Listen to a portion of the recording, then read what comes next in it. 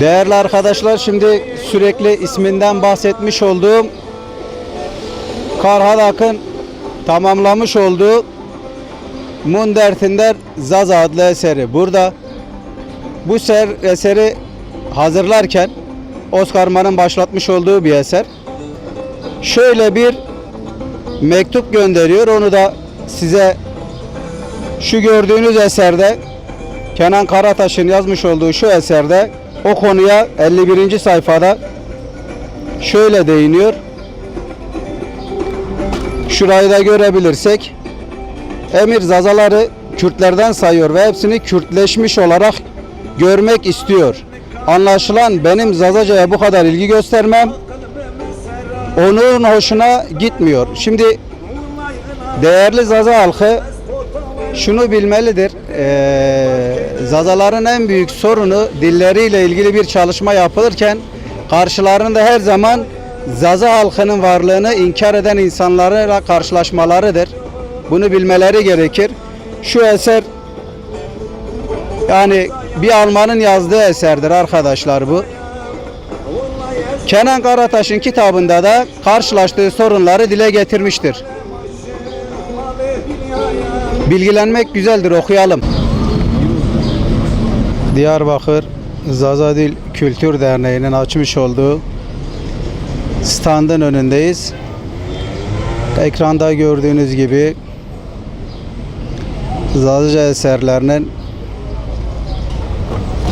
yer almış olduğu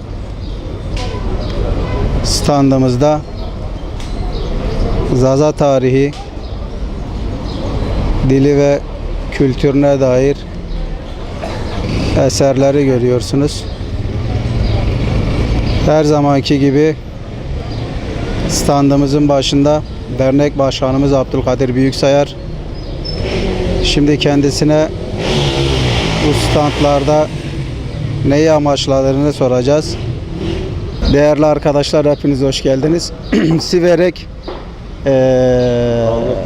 Kanlıkuyu meydanında Diyarbakır Zaza Dil Kültür Derneği'nin açmış olduğu standın önündeyiz. Şimdi değerli başkana soracağız, bu standları açarken neyi amaçlıyorlar? Bu standların amacı ne?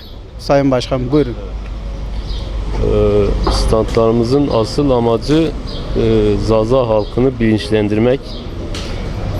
Buradaki insanlarımız birçoğu Zaza olduğunun farkında bile değil maalesef. Kimisi Zazaca halen konuştuğu halde kimliğini unutmuş durumda. Bu bilinci oluşturmak asıl esas amacımız bu. Tabii bunun yanında bu bilinci oluştururken hangi taleplerimiz var onu da özellikle bu standlarda vurguluyoruz.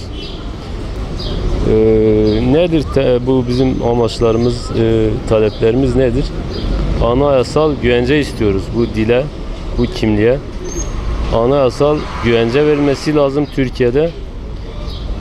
Bunun yanında TRT'de bir televizyon kanalının, radyonun açılması lazım devlet eliyle. Bu lehçe meselesini de artık tamamen kaldırılıp hani bu dile hak ettiği haliyle dil olarak muamele edilmesi gerekiyor.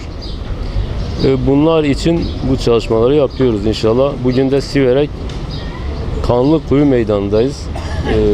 Burada tabii daha önce de birçok kez stand açtık. Yine buradayız. Seçimden sonra biz bir hafta sonrasında bu çalışmayı başlattık. Hayırlı uğurlu olsun inşallah. Evet, bugün 3 Haziran 2023 Cumartesi.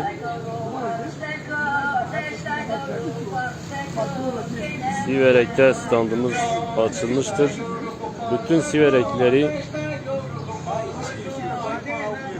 standımıza bekliyoruz. Zone Huri Vair Veji Zaza kimliğine sahip çık. Zazana dergisi Zaza Dili ve Kültürü Koruma ve Yaşatma Derneği.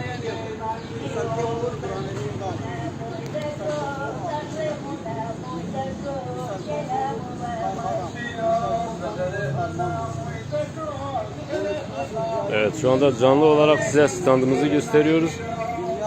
Burası Siverek Belediyesi Kanlıkuyu Meydanı'dır ve parkıdır. Bu parkın içinde standımız halka açık bir şekilde şu anda bütün Zaza eserleri ve Zazana dergisi dahil olmak üzere Zaza halkımızın bilinçlendirilmesi için bu çalışmayı yapıyoruz. Bütün halkımızı bekliyoruz.